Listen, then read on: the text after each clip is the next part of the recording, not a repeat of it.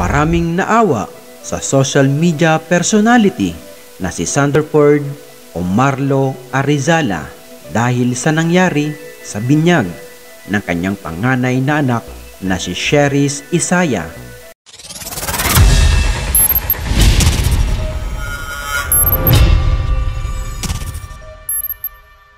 Naglabas siya ng sama ng loob sa pamamagitan ng kanyang Instagram account sa mga taong malalapit at importante sa kanya, ngunit hindi raw dumating sa binyag ng anak.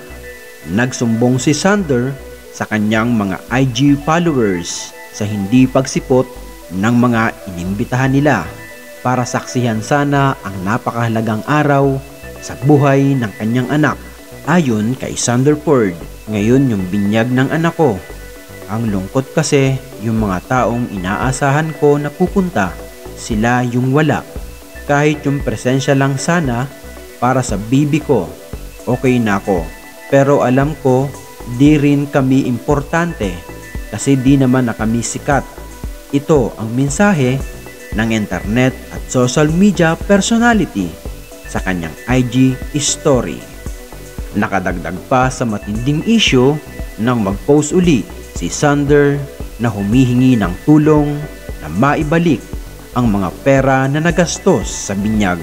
Kasabay nito ang pagpaparinig at pagbatiko sa vlogger na si Christian Merck Gray dahil nangako daw ito sa kanya na sasagutin ang 349,000 na gastusin sa binyag.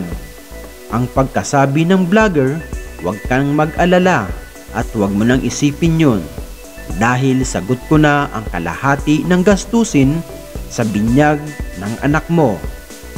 Dahil sa sinabi ng vlogger, labis na umasa si Sander hanggang sa dumating ang event. Hindi sumipot ang vlogger na si Christian Merck Gray. Kung nagustuhan mo ang ganitong mga video, pakishare na rin sa iyong mga kaibigan at kapamilya. Maraming salamat. God bless!